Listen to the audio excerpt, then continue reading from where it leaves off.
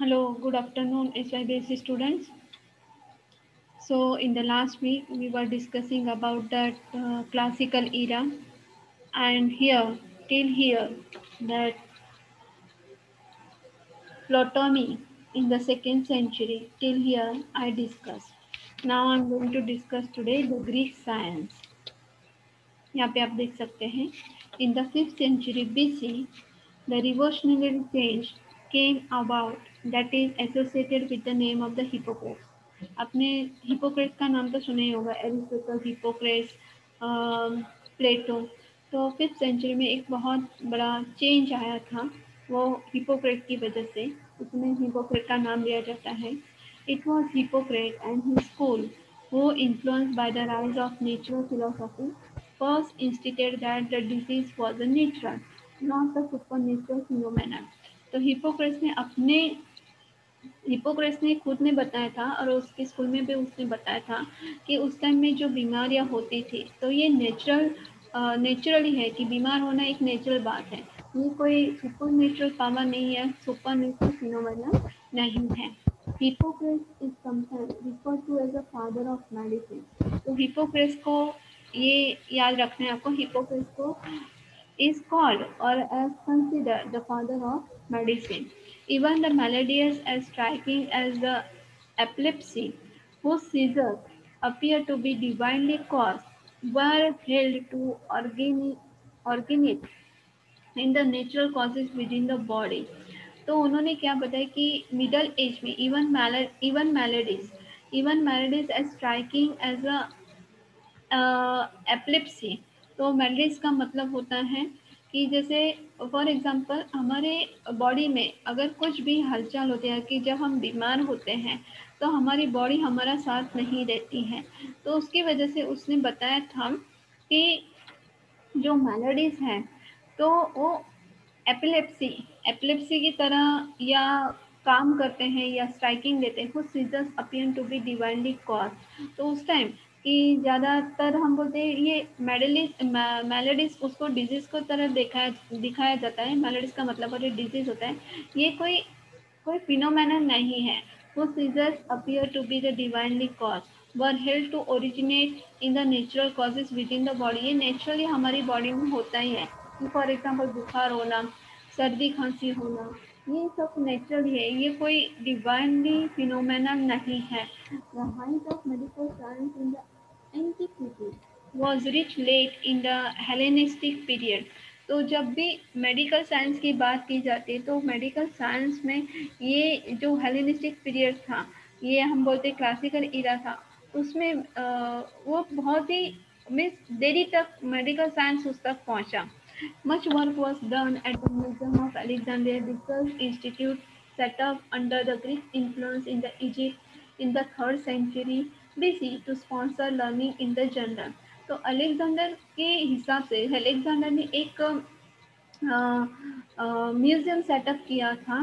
That museum work पे उन्होंने काम किया था। उन्होंने एक ऐसा म्यूजियम सेटअप किया था कि जहाँ पे वो जनरली सभी बातों में या सभी चीज़ों को लेकर वहाँ पे वो लोग सीख सके या सभी चीज़ें वहाँ पे सीख सके। इसकी वजह से उन्होंने इजिप्ट में ग्रीक इन्फ्लुएंस के नीचे एक म्यूजियम सेटअप किया था। The heart and the vascular system were investigated as were the nerves and the brain. तो जैसे आप साइंस, आपको पता होगा हार्ट और वेस्कुलर सिस्टम एक दूसरे से जुड़ा है, वैसे ही the nervous system and brain एक दूसरे से जुड़े हुए हैं। The organs of the thoracic cavity The organs of the thoracic cavity were described as an attempt were made to discover their functions। तो अभी यहाँ पे थोरिक थोर थोरेकिक का मतलब होता है, थोरेकिक का मतलब कि the organs of थोरेकिक cavity were describe. तो उसका मतलब है रिलेटेड टू थ्रोट और which is located with in, उसको थ्रोट से ही हम बोलते हैं कि जो थोरेटिक मीन्स थोरेटिक कैविटी मीन्स गले से लेकर या कोई भी बीमारी है, कि जैसे अभी हम फॉर एग्जांपल थायराइड का हम सब बहुत ही अभी पास 10 साल में या 15-20 साल में हमको थायराइड के बारे में पता चले। तो ये जो उन्होंने बताया था कि थैरोकिक कैविटी का जो ऑर्गन्स है उसको भी उन्होंने डिस्क्राइब किया था उस टाइम, और उसकी फंक्शन क्या है वो भी उन्होंने बताया था। वो किसने बताया था? हिप्पोक्रेट्स ने बताया था। The other notable scientists and their achievements include the Herophilos, जो यहाँ पे देखिए आपको टाइम बताया गया है, 335 to 280 BCE, means before Christ, who was the first based medical conclusion on the dissection of the human body and described the nervous system. तो हेरोफिल्स ने ये नर्वस सिस्टम के बारे में बताया था और ह्यूमन बॉडी के बारे में जो हम बोलते ह्यूमन बॉडी के बारे में बताया था। Then Archimedes, the geometer, the physicist and the engineer who laid the foundation of the hydrostatic and static and explained the principle of the lever. तो आर्चिमिडीज ने, ये जो एक फिजिसिस्ट थे, जो ज्योमेटर थे और जो इंजीनियर थे, उन्होंने क्या बताया कि हाइड्रोस्टेटिक का और स्टेटिस्टिक का बेस उन्होंने बताया था, फाउंडेशन उनका बताया था। और उन्होंने प्रिंसिपल ऑफ लीवर कि लीवर का फंक्शन क्या होता है, या लीवर के प्रिंसिपल्स क्या होते हैं, वो उन्होंने बताया था। Then Eratosthenes, who measured the distance between the sun and the earth as well as the size of the earth. एरोस्थेनेस ने तो सन और अर्थ में कितना डिस्टेंस है और साइज अर्थ का क्या साइज है वो भी उन्होंने बताया था। आगे का पॉइंट देखते हैं, यहाँ पे आप देख सकते हैं Chinese science. The geometry developed as the result of need, measure land, and while algebra was important from the India. तो ज्योमेट्री एक हमारा मीन्स इम्पॉर्टेंट पार्ट है कि जैसे हम लैंड को मापा जाता है उसलिए ज्योमेट्री ज़रूरी है। और उसके बाद एल्जिब्रा, जैसे हमने आई थिंक 10th-12th में या 11th में एल्जिब्रा का हमने इस्तेमाल करते थे सम्स को सॉल्व करने के लिए, तो वो ये इंडिया से आया था algebra. During the 2nd century BCE, after many centuries and generations, the mathematical treatise named 9 chapters on the mathematical art was completed. कि 2nd century के दौरान जब हम बहुत सारी जब जनरेशन की बात करिए 2nd century के दौरान mathematical treatise means mathematical the 9 chapters on the mathematical art was completed। उस टाइम मैथमेटिकल का जो हम बोलते हैं सब्जेक्ट था उसको लेकर एक नया आर्ट मैथमेटिकल आर्ट वहाँ पे कंप्लीट हुआ था। This work contained mostly practical mathematical procedure including the topics such as determining the areas of the fields of the different shapes for the taxation and taxation purposes, and pricing of the different goods and commodities, rate exchange and equitable taxation। तो mathematics का इस्तेमाल किस तरह से किया जाता है कि कुछ नापना है तो नापने के लिए कि जैसे फील्ड है एरिया है उसको नापने के लिए मैथमेटिक्स का प्रैक्टिकली इस्तेमाल किया जाता था, उस टॉपिक का इस्तेमाल किया जाता था कि फॉर एग्जांपल डिफरेंट शेड्स हैं उसको टैक्सेशन के पर्पज से वहाँ पे ढूंढा गया था कि pricing of the different goods, इसके लिए मैथमेटिक्स का इस्तेमाल किस चीज़ से हम नंबरिंग का इस्तेमाल करते हैं, एंड कमोडिटीज रेट एक्सचेंज तो और इक्विटेबल टैक्सेशन। तो कमोडिटीज रेट एक्सचेंज के लिए और इक्विटेबल टैक्सेशन के लिए मैथमेटिकल जो मैथमेटिक्स ये सब्जेक्ट है उसका प्रैक्टिकली इस्तेमाल किया जाता था। ओके, आगे का देखते हैं।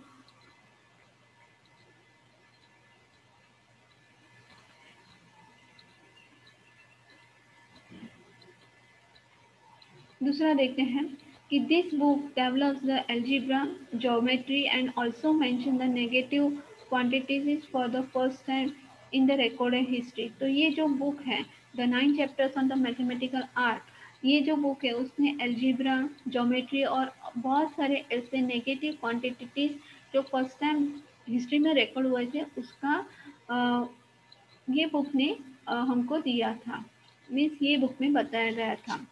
Then Zhu, sorry, Zhu Chongli, Zhu Chongzi, Zhu Chongzi estimated the right value of the pi to the sixth decimal place and improve the magnet which had been discovered centuries earlier. तो ये जो जू चोंगजी है उन्होंने क्या बताया कि पाई का राइट वैल्यू क्या है और 6 डेसिमल प्लेस उसका क्या है ये बताया था, जिसकी वजह से मैग्नेट कि मैग्नेट क्यों इस तरफ हम बोलते हैं कि आयन की तरफ खींचा जाता है, उन्होंने इस सेंचुरी में डिस्क्राइब किया था और ढूंढा था। Where the Chinese displays the exceptional talent was at making invention. तो उस टाइम जो चाइनीज पीपल थे या चाइना था वो उसके पास एक्सेप्शनल टैलेंट था। The gun power, paper, wood block printing, that compass known as the south pointing needle are some of the many Chinese inventions। जो चाइनीज इन्वेंशन में आते हैं जैसे गन पाउडर, आपको पता है गन में इस्तेमाल किया जाता है। वुड ब्लॉक प्रिंटिंग कि जो हम बोलते हैं कि नक्शी काम बोलते हैं या लकड़े पे बनाया जाता है, तो वो एक पेंटिंग उन्होंने ढूंढा था। कंपास उन्होंने ढूंढा था। Despite that immense creativity it is the ironic despite this immense creativity, it is the ironic that Chinese industrial life did not undergo any significant development between the Han dynasty to the fall of Manchu। तो ये शायद ये दोनों inventor रहे होंगे या scientist रहे होंगे कि उन्होंने बहुत सारी क्रिएटिविटी के साथ बहुत सारे इन्वेंशन भी किए। और Chinese industrial life did not undergo any significant development कि जो चाइनीज इंडस्ट्रियल लाइफ था उसके ये जब दो साइंटिस्ट थे उनके दौरान इतना ऊंचा नहीं गया था या नीचा भी नहीं गया था। एनी सिग्निफिकेंट, हाँ सॉरी मीन्स इतना ऊंचा नहीं गया था कि कोई अच्छा एक इन्वेंशन नहीं हुआ था, ये यहाँ पे बताया गया है। आगे का पॉइंट देखते हैं, Islamic science. The torch of ancient learning passed first to one of the invading groups that helped bring down the Eastern Empire. That torch of ancient time learning passed first to one of the invading groups that helped bring down to the Eastern Empire। तो Islamic science की अनुसार जो torch का जो invention हुआ था वो सबसे फर्स्ट टाइम आई थिंक वहाँ पे हुआ था और जो पहली बार ईस्टर्न एम्पायर में लाया गया था। In the 7th century the Arabs in the 7th century, the Arabs, inspired by the new religion, burst out of the Arabian Peninsula and laid the foundation of Islamic empire that eventually reviled that the ancient Rome। कि 7th century में अरब लोगों ने या अरब देश में एक नया धर्म स्थापित हुआ था जिसको हम बोलते हैं इस्लामिक एम्पायर। उन्होंने स्टार्ट किया था इन द एंशियंट रोम में उन्होंने इस्लाम धर्म का स्थापन किया था। The Arab the ancient science was the precious treasure कि अरब है उनके पास बहुत ही कीमती या बहुत ही ऐसे बहुत सारे इन्वेंशन उन्होंने किए थे।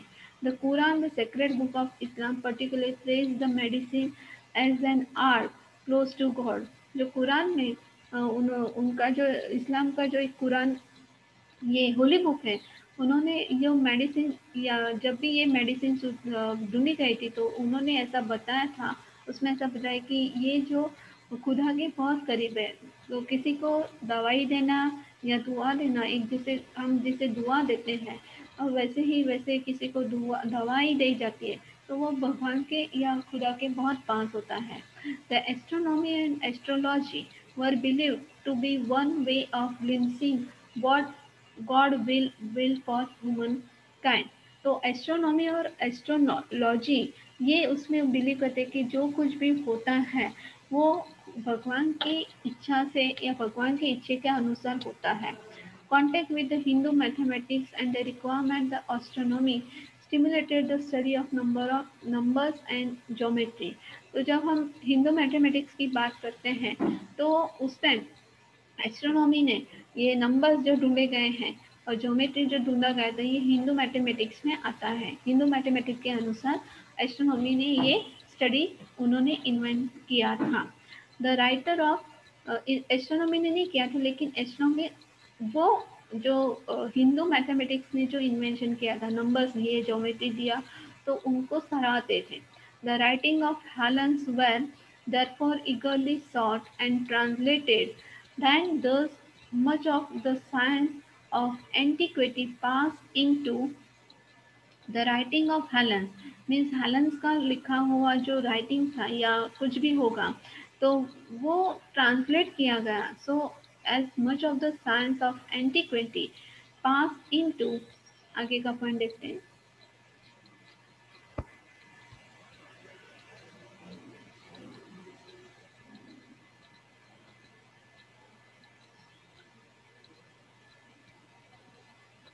पास इनटू इस्लामिक कल्चर. तो हेलेंस का लिखा हुआ राइटिंग साइंस के हिसाब से, या उस टाइम साइंस ने जो ढूंढा था, तो साइंस में जो इन्वेंशन हुए थे, तो तब भी ट्रांसलेशन होता था जो इस्लामिक कल्चर तक पहुंचा.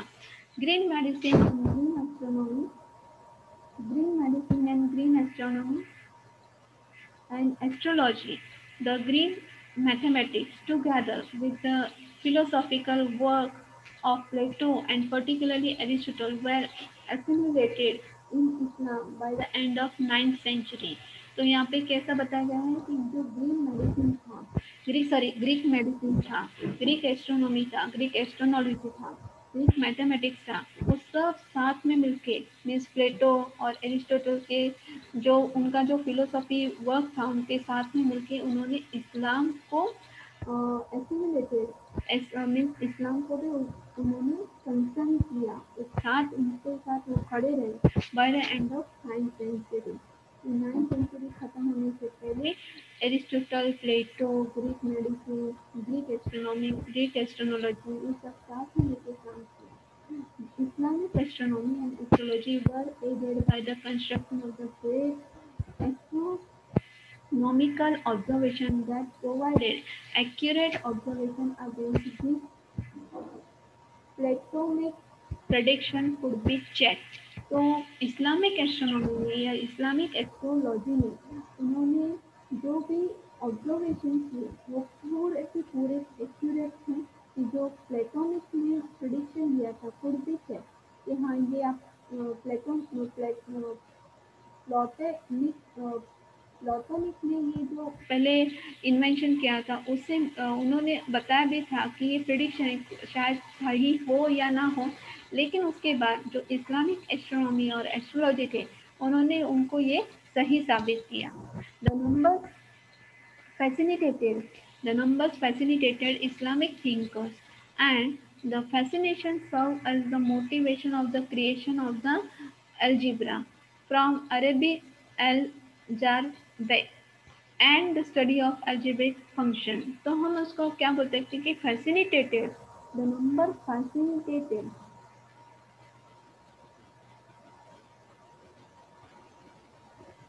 fascinated नहीं, sorry, fascinated. तो number fascinated in Islamic thinker. तो तो ये इस्लामिक थिंकर जो कि fascinated means to be very interesting in something. तो इस्लामिक थिंकर्स थे ये बहुत ही हम बोलते कि, और जो fascination serve as the motivation of the algebra. तो एल्जिब्रा में जो इस्लामिक थिंकर्स है उनका ज़्यादा कुछ इंटरेस्ट था, तो उन्होंने उसके हिसाब से एल्जिब्रा को ज़्यादा मोटिवेशन दिया कि एल्जिब्रा का काम या एल्जिब्रा का स्टडी किस फंक्शन में, एल्जेब्रिक फंक्शंस क्या है, किस तरह से उसको स्टडी किया जाता है, वहाँ पे इस्लामिक थिंकर ने उनका योगदान दिया था. वो ज़्यादा इंटरेस्टेड थे इस्लामिक थिंकर्स के अंदर. दूसरा है, देखिए यहाँ पे आप सब नाम पढ़ सकते हैं कि जैसे एरिस्टोटल तो ग्रीस, हिपोक्रेटिस ग्रीस, बेंजो चाइना, कन्फ्यूशियस चाइना, लेजोजी Lagoji, China, then Constantine, Rome, Isiha, Rome, Plato, Greece, Pythagoras, Greece, Jesus, Rome, Saint Paul, Rome, Theodosius, Theodosius, रोम. तो यहाँ पे सब साइंटिफिक और साइंटिफिक फिलोसोफर या क्लासिकल इलाके फिलोसोफर के नाम दिए गए हैं. ओके. तो आगे हम बढ़ते हैं नया क्वेश्चन की ओर कि development of science middle age. हम मिडल एज की बात करना the dark ages of the medieval period. The early medieval period about AD that 500 to 1000 is regarded as the true dark ages where medieval society slipped into the barbarism and ignorance। बार्बेरिज्म का मतलब है कि जो ये period medieval as period बताया गया है, तो ये 500 से लेके 1000 तक ये जो मिडिवल पीरियड बताया गया है, तो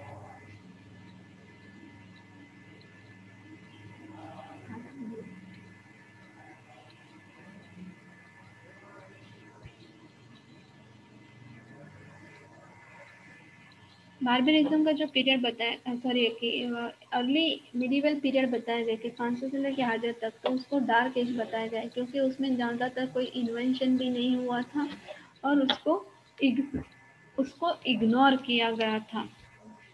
जस्ट मिनट में आपको बार बार्बरिज्म का मतलब बताती हूँ।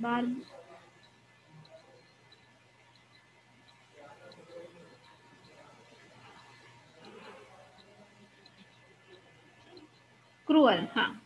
तो बार्बरिज्म का मतलब है क्रूअल और वायलेंट कंडीशन। तो मिडिवल एज में इतना कुछ इन्वेंशन नहीं हुआ था, लेकिन अब हम फिर से देखते हैं कि मिडिवल एज में थोड़ा सा क्या हुआ। Many historians and scientists regarded the Western Europe after fall of Roman Empire as completely devoid of interest and barren wilderness in the history of the science। कि बहुत सारे ऐसे हिस्टोरियंस और साइंटिस्ट ऐसा मानते हैं कि जो वेस्टर्न यूरोप था रोमन एम्पायर के, हम बोलते हैं कि रोमन एम्पायर जब खत्म हो गया तो वेस्टर्न यूरोप ये पूरी तरह से एक, हम बोलते हैं कि उन्होंने बहुत कुछ सहा या उस टाइम में बहुत कुछ ऐसा बुरी घटनाएं हुई थी कि जिसको हिस्ट्री में उसको याद किया जाता है। Barren wilderness this time the frame was known as the dark age. तो ये टाइम को और इस फ्रेम को डार्क एज के हिसाब से माना जाता है, बताया जाता है। The Greek and Roman ages of reason and high philosophy did not prevail. तो ग्रीक और रोमन एजेस में जो हम बोलते हैं कि हाई फिलोसफी, इसमें एक्सप्लोर नहीं हुआ था। कि जो क्लासिकल इरा में उतना एक्सप्लोर हुआ था, इतना ये मिडिवल एज में एक्सप्लोर नहीं हुआ था। The constant war and the population shift mark this time frame. तो उस टाइम भी जैसे अभी का जो सा टाइम चल रहा है, constant war and population shift mark this time, कि पॉपुलेशन भी था वो माइग्रेशन की ओर बढ़ रहा था। Then raiding section, then Vikings and other people halted the progress.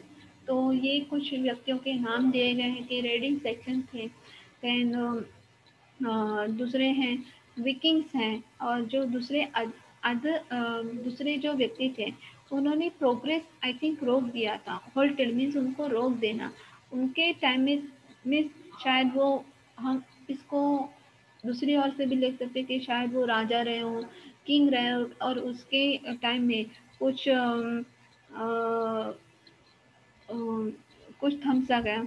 लेकिन उसका मतलब है hurtle means having a manner और walking that is impaired by the limb, halted, or to walk or proceed lamely, or to be to be in the state of uncertainty, doubt between the alternate courses or choices।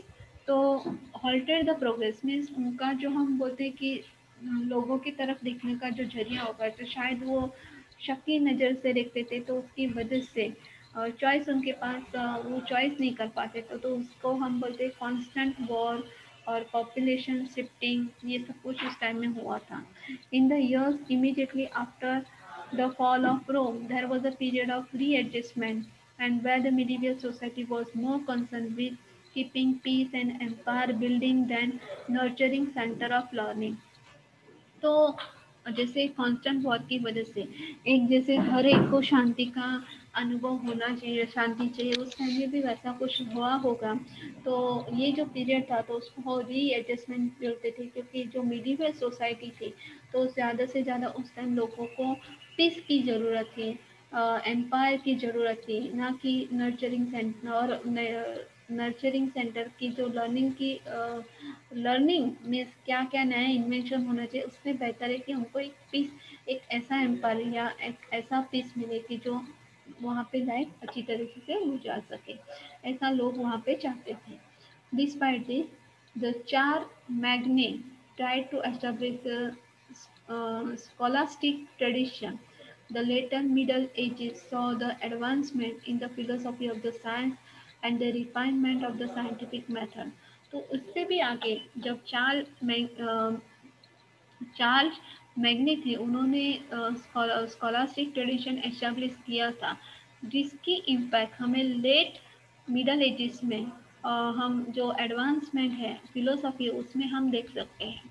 Far from being backwards, medieval society overshadowed by Islam and Byzantium, scholasticism acted as a nucleus for the Renaissance and the Enlightenment. तो उसके बाद जो हम जब medieval society की बात करते हैं उसको डार्कन एज बताया जाता है, तो उससे आगे उसका जो overshadow by Islam and by Byzantium scholasticism acted as a nucleus renaissance and enlightenment. तो उसके इम्पैक्ट इस्लाम पे भी और बेंजेंटिव स्कॉलास्टिसिज्म पे भी उसके इम्पैक्ट पड़ी थी। लेकिन उसको उन्होंने किस तरह से देखा, तो उन्होंने एक उसको रेनेसेंस एज मीन्स हम बोलते हैं कि एनलाइटमेंट एज में या एज ऑफ रीजन इसमें देखा था। तो उसको एक न्यूक्लियस, न्यूक्लियस का मतलब होता है, न्यूक्लियस का मतलब होता है कि उसको एक आशा की किरण की तरह, the central part of the cells that contain genetic material और इज एनक्लोज। और दूसरा उसका मतलब है the small bright body, the head of the comet, और the small brighter and denser portion of the Galaxy.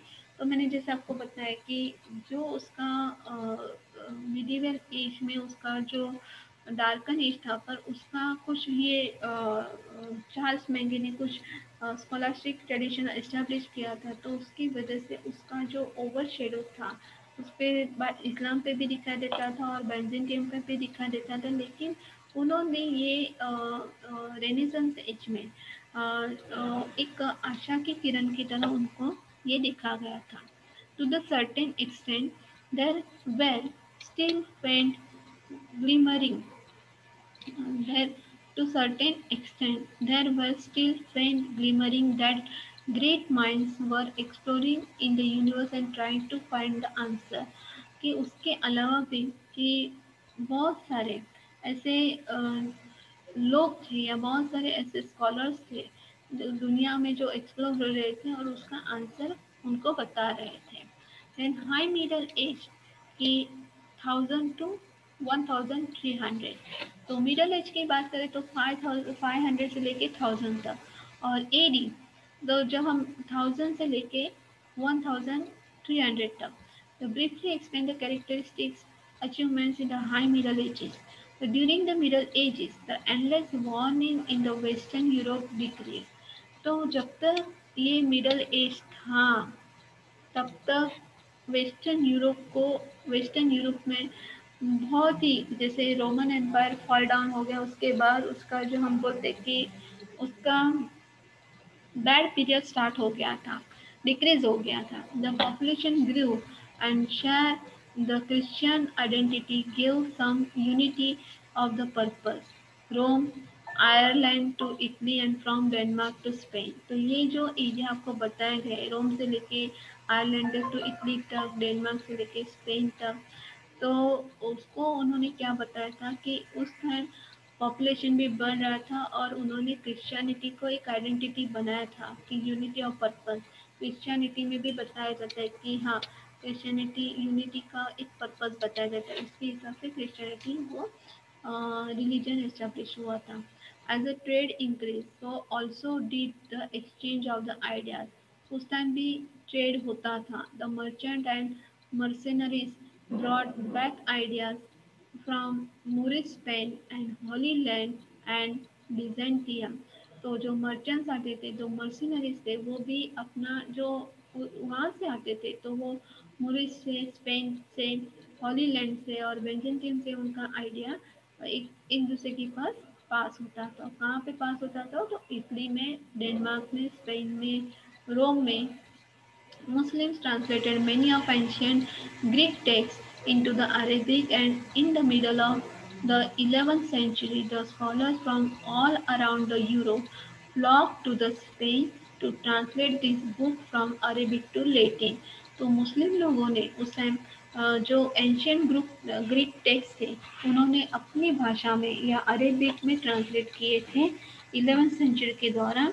और बहुत सारे ऐसे स्कॉलर थे कि यूरोप में ऐसे बहुत सारे स्कॉलर थे जिन्होंने स्पेन यूरोप से लेकर स्पेन तक ऐसे बहुत सारे स्कॉलर थे जिन्होंने ग्रीक एंशियंट जो अरेबिक का जो ट्रांसलेट किया गया था ग्रीक से अरेबिक में, और अरेबिक का उन्होंने लैटिन में उन्होंने ट्रांसलेशन किया था text. The knowledge pathway was created for the knowledge of the Greeks to pass into the Europe. और जो ग्रीक का नॉलेज था वो यूरोप तक पहुंच चुका था। The school set up by the Tsar Mehmed blossomed into the university. Many scholars such as Girard of Cremona learn Arabic so that they might complete that task.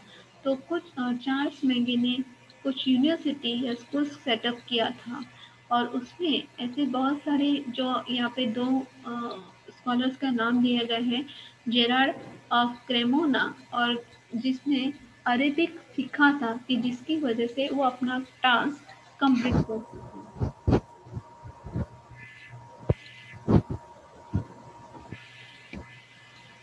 आगे का पढ़ लेते हैं।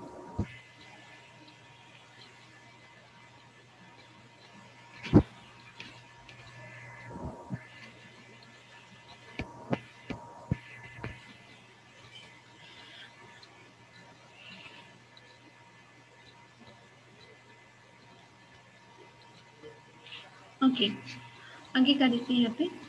By the 12th century, the center of learning known as the Studium General and sprang up across the Western Europe, drawing scholars from the far field afield and mixing the knowledge of ancient Greek with the new discoveries of the great Muslim philosopher and scientist.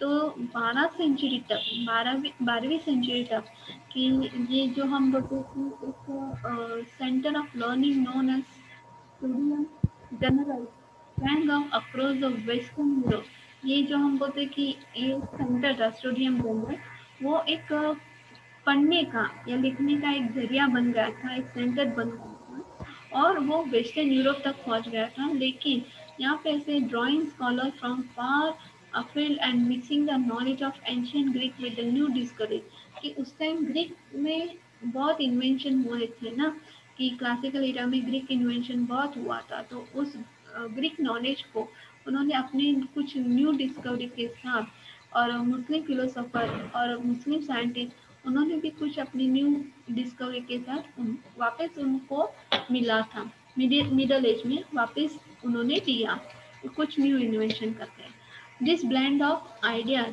Form the basis of Christian scholasticism, and with much of the scholastic schools of thought turned towards the theology and also began to integrate the scientific empirism with the religion.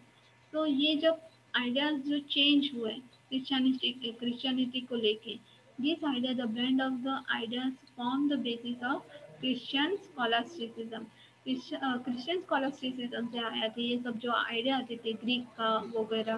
तो while much of scholastic school of thought turn towards the theology, उन्होंने एक theology या theory में उसको ढालने का सोचा, और उसके बाद it began to integrate the scientific empirism with the religion।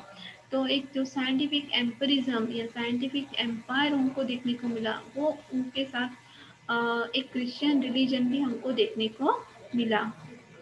तो विल्स का मतलब है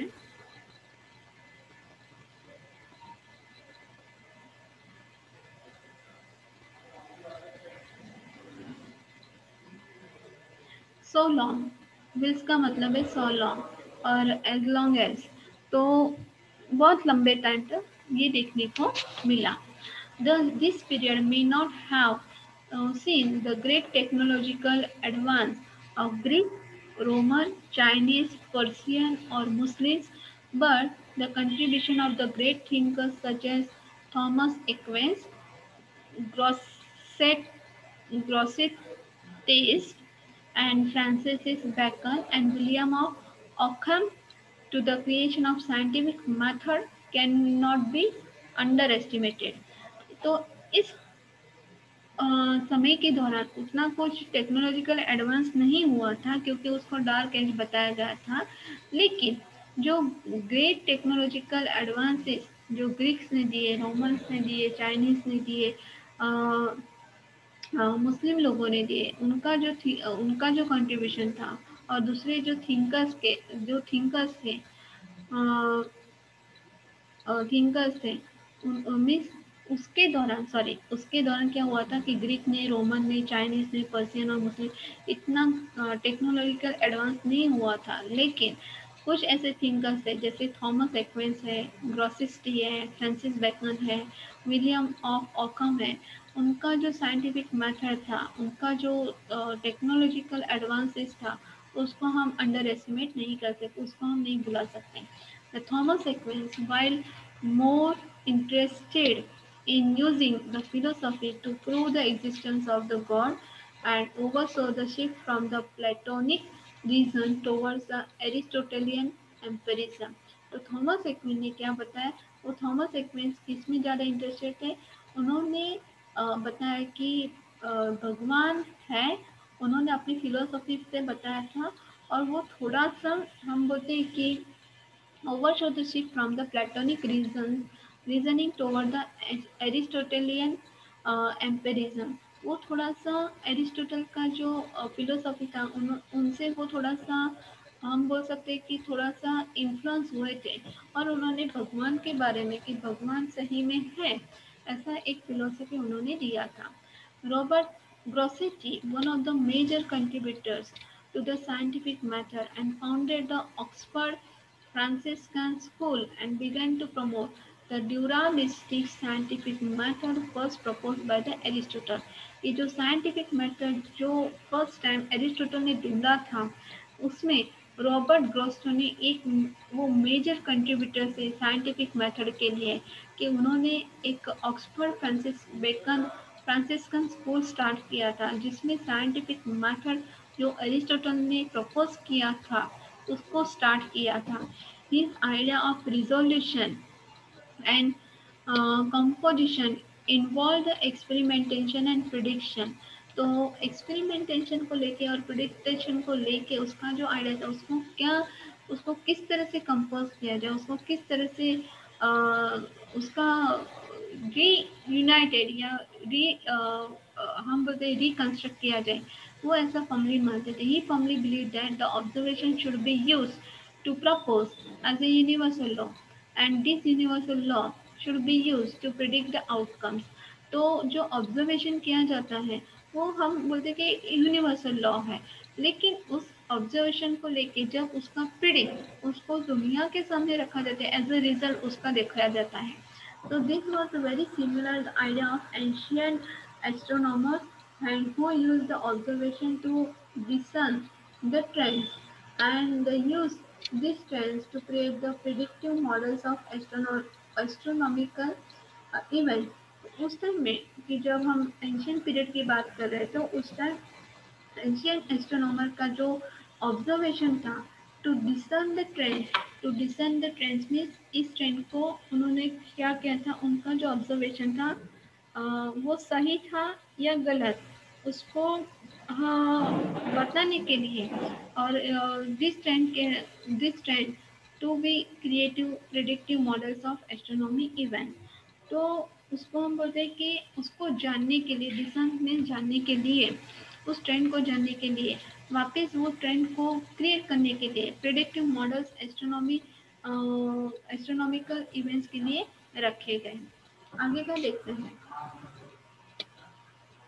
तो Grossetti was one of the first to set this out as a empirical process, and his idea influenced such luminaries as Galileo and set the path for 17th century, the age of enlightenment.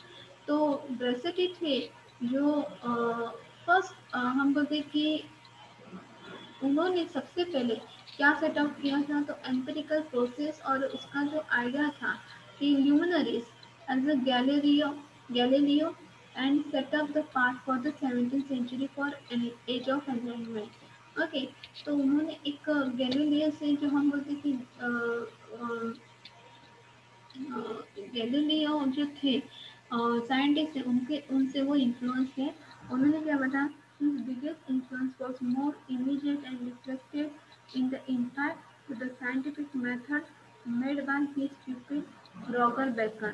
कि उनके जो student थे, उनका जो scientific method का जो काम करने का जो तरीका था, उसके ऊपर उनके जो स्टूडेंट थे रॉगर बेकन, उनका क्या मानना है वो वहाँ पे हमको दिखाई देता है।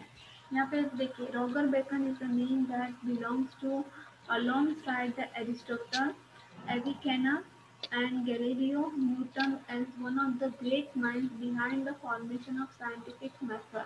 He took the work of Rossetti and Aristotle and Islamic alchemists and used it to propose the idea of induction as the cornerstone of empiricism, and he described the method of observation, prediction, and experimentation, and also adding the result that should be independently verified, documenting his result in the field so that others might repeat the experiments। Means ये जो Robert bacon थे वो किसके student थे, वो Galileo की, means हम बोलते हैं ग्रॉसेट के स्टूडेंट थे। तो ग्रॉसेट भी एक बहुत बड़े साइंटिस्ट थे। उन्होंने एक एम्पिरिकल प्रोसेस स्टार्ट किया था, उसमें such as luminaries as a Galileo की तरह से उन्होंने जो ढूंढा था वो 17th सेंचुरी के लिए 17th सेंचुरी पे उसका इस्तेमाल कर सकती है। तो उनके जो प्यूपिल थे, तो उनका नाम भी एरिस्टोटल के साथ, एविकेना के साथ, गैलीलियो के साथ, न्यूटन के साथ, इन सभी बहुत बड़े दिग्गज नामों के साथ उनका नाम दिया जाता है। उन्होंने एक प्रोसेस का काम हाथ में लिया था, जिसे हम बोलते कि इस्लामिक एल्केमिस्ट और एरिस्टोटल, उनका जो काम उन्होंने जो आधा अधूरा होगा या शायद उनका जो काम था उस पर ज़्यादा एक्सपेरिमेंट किया था, और ऐसा बताया था कि दी आइडिया ऑफ इंडेंशन की उन्होंने इंडेंशन का एक आइडिया दिया था। तो जिसकी वजह से अभी का जो हम बोलते हैं कि अभी जो उन्होंने रिसर्च किया, अभी उनके टाइम में उन्होंने जो रिसर्च किया था उसके आगे भी 17 सेंचुरी में या 17वीं सेंचुरी में लोग उसके साथ एक्सपेरिमेंट कर सकते हैं, उसका रिजल्ट देख सकते हैं। तो यहीं पे हम रुकते हैं।